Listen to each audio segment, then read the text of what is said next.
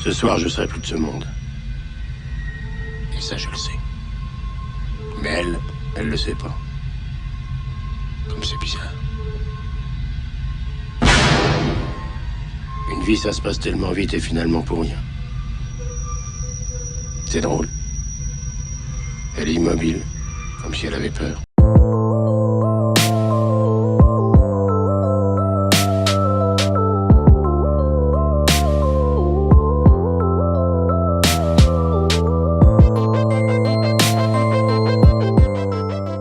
Carne and I Stand Alone is written and directed by Gaspar Noé, and Carne came out in 1991 and I Stand Alone came out in 1998, but they're both films that are written and directed by Gaspar Noé, Carne being the short film that prequels the full-length film I Stand Alone. And I'm reviewing this film because it won the patron poll, as Gaspar Noé always does. He wins every single poll I put him on, whether it's the subscriber YouTube poll or the patron poll. He's pretty much won every single time. And honestly, it's pretty surprising to see Gaspar Noé get this much enthusiasm, especially over other much more popular filmmakers. But that just means controversy can sometimes reign supreme over anything. And whether you love or hate the guy, I think people really like hearing people talk about the guy, because he just makes such boundary pushing material. By the way, I apologize for doing this review in my car. I've just had the most hectic and chaotic month, and I've been incredibly backed up with all of my patron requests and patron poll winners that I pretty much haven't done a single one this entire month. And really the only way for me to get this out as soon as I can is to do it in this format. So I do apologize about the kind of low quality-ish video, but I will be back in my studio. I call it, it's my shitty room, the corner of my shitty room, that I kind of make into a studio. But I'll have those reviews back up soon. But anyway, Gaspar Noé is a filmmaker that I've so far pretty much really liked everything that he's made so far. At least everything that I've seen. And I've seen pretty much everything. I think now with I Stand Alone, now me actually watching I Stand Alone, I've seen every full-length film of his, I believe. Irreversible is still the most traumatizing film I've ever seen in my entire life, and is honestly a fantastic piece of filmmaking. I have a scene analysis on that if you'd like to check that out. Into the Void, that was my first Gaspar Noé film that I've ever seen in my entire life, back when I was 16 or 17. And the first time I watched it back then, I liked it, but I don't know, it just wasn't for me. Now rewatching it, I definitely liked it a bit more, even though it's still not quite my favorite. I don't even think it's really in my top 3, because I do think I like Lux Eterna just a tad bit more, even though arguably I shouldn't even count that because it's only a 15-minute film. But Into the Void is still a great film, don't get me wrong. I also have a review for that. And Climax is my favorite Gaspar Noé film so far. I gave that film a 10 out of 10. I have a review with the boys on that. I think that's the first ever review I ever did with Perry and Eric. But yeah, I love that film to death. I basically think it's a masterpiece. But yeah, so obviously I'm pretty excited for his new film, Vortex, that I think already premiered at Cannes. And I mean, it's getting pretty great reviews so far. And what I hear is that it's pretty tame compared to what he's used to making. And apparently he had like a near-death experience. He had like a brain hemorrhage. And basically out of that experience, he was inspired to make something like The Vortex that is apparently one of his more personal films. But yeah, I'm really excited to see that. Anyway, let's just talk about the film that you clicked on this video to hear about, which is I Stand Alone and Carne. My cousin Eric, who y'all might know from the Criterion Hall videos, he basically like really pushed me to watch Carne first. I mean, in Spanish it's pronounced Carne. But Eric was really pushing me to watch the short film before watching I Stand Alone, because he was really trying to emphasize the fact that it gives you a lot of necessary background information. Again, it serves as a prequel to I Stand Alone, so you get this kind of fleshed out backstory before going into I Stand Alone. And after watching Carne, I agree that it does give you a lot of necessary information, and it is quite cool to see what led up to I Stand Alone. But I disagree with Eric that it's super necessary to watch it, because I Stand Alone basically gives you a quick rundown of everything that happened in Carne. Like, it gives you this stylistic way of like this kind of voiceover narration that pretty much gets you up to speed with everything that presided before the film. So it's not like if you don't watch Carne, you won't get that necessary background information. But I guess if you want to see it realized and obviously a much more fleshed out and stylized way that, you know, really gets down and dirty with the details, then yes, I do suggest watching it. And honestly, I think I enjoyed Carne more than I Stand Alone. And I'll get to why that is in a second, but Carne, I feel like, was just the right length. It was concise, and it's boundary pushing. And it's not, you know, hyper stylized as you would expect from a Gaspar Noé film. I mean, yes, this is before he made Irreversible. So Carne and I Stand Alone is essentially what helped get him on the map, and then he made Irreversible, and that really like blew up, and Gaspar Noé just, like, everybody started talking about this guy. But even though Carne, and honestly both Carne and I Stand Alone, doesn't give you that kind of erratic and chaotic style that we all know Gaspar Noé having at this point, it's still quite effective. And again, it is boundary pushing. You have this main character that is a butcher, but not only is a butcher, but he's a horse meat butcher. And the film actually starts out with a real slaughtering of a horse. And, you know, I tell you that to warn you, because I think everybody deserves a fair warning on that, because it caught me completely off guard. Like, right when the movie starts, you see a horse being slaughtered, and I guess a horse meat factory. And that was pretty gruesome and quite disturbing. And again, really caught me off guard. But I think, like, that foundation as his character is kind of perfect, because he is this character that is incredibly nihilistic and super negative and just insanely angry at the world. And he's obviously incredibly twisted. And both of these films essentially serve as like this twisted psychological character study of this incredibly nihilistic person who obviously lacks some basic morals. And in both films, they kind of do show you, especially in I Stand Alone, it kind of fleshes this concept out a little bit more about his upbringing and the culture and the town he lives in, and just society in general kind of all had a hand in creating the monster that he is. But at the same time, you know, you also question, like, was this guy just screwed from the word go? Like, right out of the womb, was this guy already just screwed in being this nihilistic and incredibly angry person?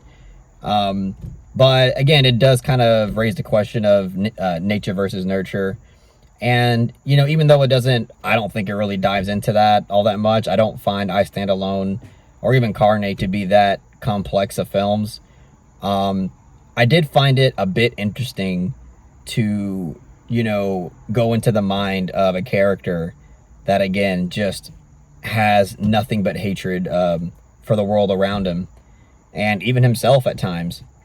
But so Carne is a film that it's a short film. I think it's about 40 minutes long, and I did enjoy that more than I Stand Alone. If I had to give Carne a rating, I'd probably give it a strong 7 out of 10. I enjoyed it, and I think Gaspar Noé really sets the tone for who we wanted to be as a filmmaker, which is this really boundary pushing. I'm gonna make what I want to make. I don't give a fuck about, you know, anybody's feelings. And you know, again, Gaspar Noé in pretty much all of his films has this incredibly nihilistic attitude, and this is his most nihilistic film, in my opinion. And Again, I think he's really just trying to set a foundation and a tone for who he wants to be as a filmmaker, and I think he's able to do that incredibly well with Carne and even I Stand Alone. But I Stand Alone, before I get into the negatives about it, there are aspects, again, that I did enjoy, as I already touched upon. I do appreciate the kind of character study this is. And there are stylistic choices here in the film that I found really interesting and quite fun in a weird way. Because throughout all of I Stand Alone, you have these, like, quick, stylized, like, cuts and flashes. And these quick, sped up flashes can seemingly come out of nowhere to where you're just kind of watching him talk to somebody, and then it's just like... And I do think it was used a little too much. Like, it gets to the point where it's just silly and kind of needless, but I think for the most part, it gives the film its own personality, and it gives it its own unique kind of style to it, and I did enjoy that aspect of it. And I do think the main actor in both Carne and I Stand Alone gives an excellent performance in this film. I don't remember his name off the top of my head, but I'll put his name right here on the bottom of the video screen. But he gives, honestly, a jaw-dropping performance in this film. The places that he has to go here is really ballsy, and you can tell that he really went far to embody this character. And especially like in the third act, the kind of emotions he has to convey is like really difficult for an actor to portray. And it's this really psychotic and traumatizing kind of facial expressions that I think he pulls off incredibly well. And the voiceover narration of this film, which, by the way, like the entire film, you basically hear the inner thoughts of the main character as he kind of, you know, is taking in the world around him and expressing and describing, you know, how he feels about everything he's experiencing. And again, like, some of it is so absurd that you just can't help but laugh at it. And but some of it is like, you know, I don't say you relate with him fully, because just of the way he describes things, you're like, damn, dial it back a little bit, dude. But you know, some of the things he says, you're kind of like, yeah, okay, I can see why. I can see how he came to that kind of interpretation. But either way, even if you can't relate, which, you know, obviously most people aren't, I hardly really related to the guy, and I don't think you're really supposed to. It's still kind of interesting to see, you know, how someone like this perceives the world around him. But what I will say about the film, and honestly, the negatives of this film dragged it down quite a bit for me, unfortunately. And it has to do with the fact that I found this film quite one-dimensional in a lot of ways. Like, I didn't, even though it has a lot of that boundary-pushing stuff and has that kind of, like, you know, trigger-heavy content, and I'm usually not bothered by it at all in pretty much any Gaspar Noé film that I've seen. But here, especially what we get, like, in the third act, like, even though I found the third act pretty intense, like, really, everybody who's seen the film already knows what I'm talking about, but you get this really intense sequence. And you also get, like, I don't want to spoil it, but before it really gets to that really graphic and intense third act, Gaspar Noé has this funny way of, like, warning the audience about what's to come. And I don't know, like, I don't love it, because I thought it was kind of silly and funny, but it's just so interesting to see somebody have the balls to do that in their film. But yeah, even though I liked the intensity of the third act, like, what it leads up to and what it ends on, I mean, it just seemed edgy for the sake of being edgy. And I don't think the kind of triggering content that it provides, like in terms of imagery and also implication, I didn't think it really adds much value, and didn't really lead to anything that I thought was worth sitting through. You know, with his other films like Irreversible, Climax, Into the Void, even Lux Eterna, like, even though it obviously, and especially with Irreversible, you get these really intense, unforgiving scenes that are incredibly graphic and triggering. I can at least appreciate them being in the film because I feel like it has something kind of profound and valuable in terms of what the overall like thematic approach of the film was going for. And I heard that Gaspar Noé basically says that basically none of his films mean anything, and it's without any kind of like overarching purpose. But that's kind of him being an edgelord in my opinion, and I think that even though he doesn't intend for there to be a meaning, I personally found there to be lots of value in his other films. But here with I Stand Alone, I didn't really feel that the content that has to do with molestation didn't really warrant anything out of the film. Like I didn't find there to be enough value to warrant that kind of content in this film. And I get what the ending's supposed to be. It's supposed to be something that's kind of like dark and twisted and show you and have this pretty much encapsulate the nihilistic and twisted approach to this film. But it just didn't do it for me. I didn't think it was really worth me sitting through all that, and really made me walk away feeling like I didn't watch anything that was really all that layered or complex, and it just came off kind of one note. Even though Taxi Driver is a much different kind of film that, in my opinion, is a lot more layered, but they're both psychological character studies of these kind of twisted characters that are just basically swirling down into hell. And there's also a scene where the main character goes to a porno theater and is watching porn, and you get that with both Taxi Driver and I Stand Alone, except here with I Stand Alone, Gaspar Noé just said fuck it, and he basically shows the porn just full screen. Like you basically see close up of dick going into vagina for a very long period of time, and I don't know, like, was it really like necessary? Did I really need to see that? Not that I was like offended by it or anything, but it's like I don't really see what that added to the film at all. So yeah, I mean, even though I can still say that I like the film, but it's definitely my least favorite Gaspar Noé.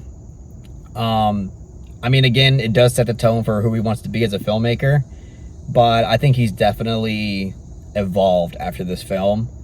And I can easily say that, I like Into the Void, Irreversible, Climax, and, his most recent one, Lux Eterna, a whole lot better than this one.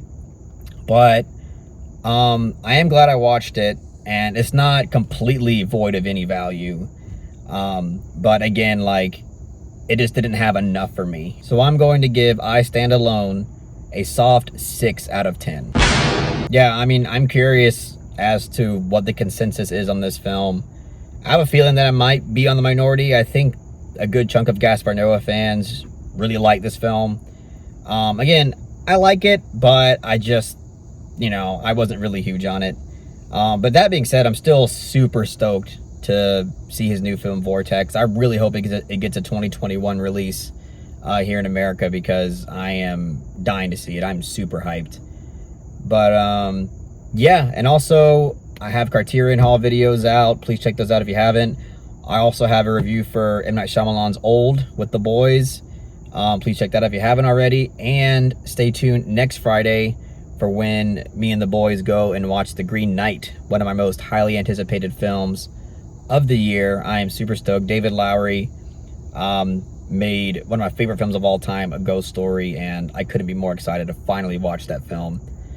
But yeah, and also I'm going to show my Patreon really quick. If you would like to become a patron, you can vote on these bi-weekly polls that I put out, and a $5 patronage will get you access to the Discord, which I promise you will not regret. The Discord has become such a valuable and fun aspect of my life.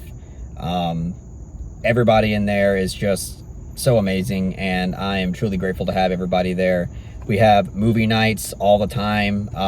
Every other week, we have a voice chat where everybody's invited, and we talk about the bi-weekly blind recommendation, and we all have to watch it. We all talk about it, and it's just a lot of fun. So if that's something that you're interested in, please go to my Patreon and become a patron. We would love to have you. But that's about it, guys. Thanks for watching my review for I Stand Alone and Carne. Almost forgot about Carne. If you really enjoyed it, please give it a thumbs up and share it amongst your friends. And don't forget to subscribe to the channel to be updated on more film-related content.